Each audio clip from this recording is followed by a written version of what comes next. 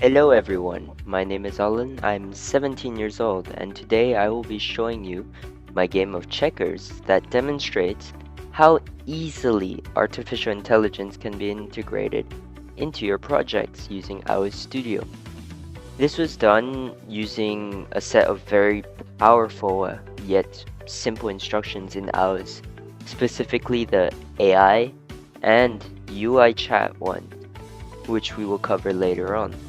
I was able to create an AI agent to play against me and interact with the player through the chat interface. The idea is that I did not code the game intelligence that chooses what move the opponent, in this case, black, makes, and basically got the AI to do it for me. It is this AI that instructed on how to play the game that is choosing its own moves. So in this video, I'll first show you a quick demonstration of the game itself along with some of its features.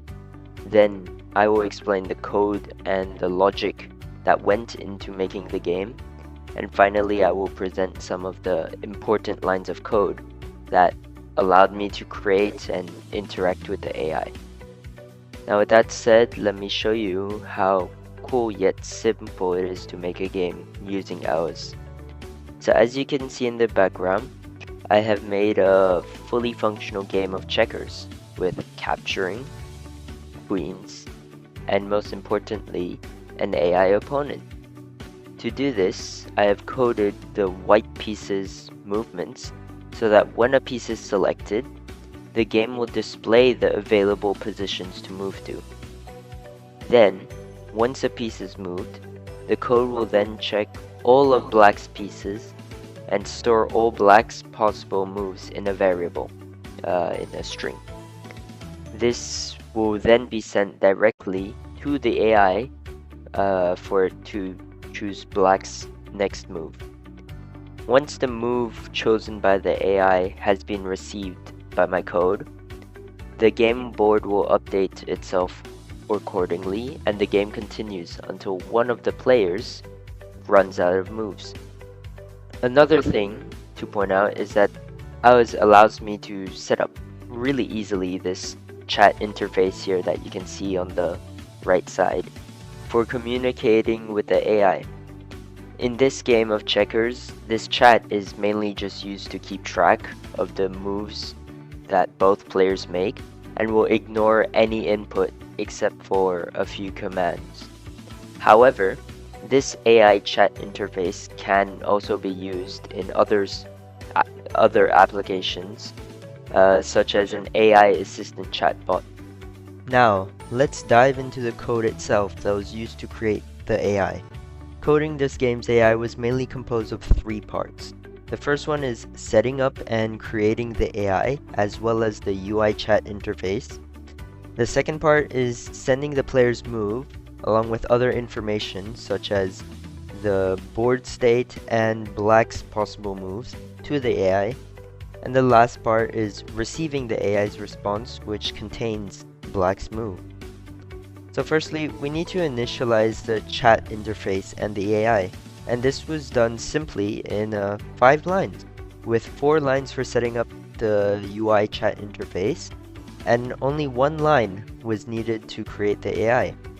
As shown on screen, lines 33 to 35 were mainly used to set up the size, the title, the color of the different chat bubbles in the interface. These changes are completely optional and are more for aesthetic purposes. One parameter that I did find quite useful was the input enable false, which allowed me to disable the chat input since the player only needed to use the board to interact with the AI. Next, we have line 36, which allows us to send an introductory welcome message to the player. And most importantly, we have line 37, which allows us to create the AI itself. This AI instruction in AOZ contains multiple parameters, which all make setting up an AI extremely easy. Let's go through them, shall we? The first one here is Game AI. That's the name of our AI, which we will reference later on when sending and receiving messages from it.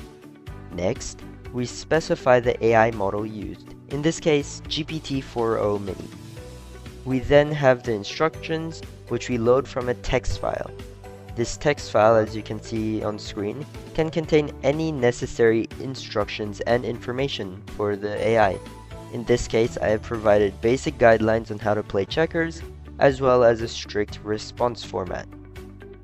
After, we have the temperature, which we have reduced to 0. That way the AI isn't creative and will follow strictly the instructions it was given. Then we have the secret parameter, which loads the API key used to interact with the AI from a separate text file.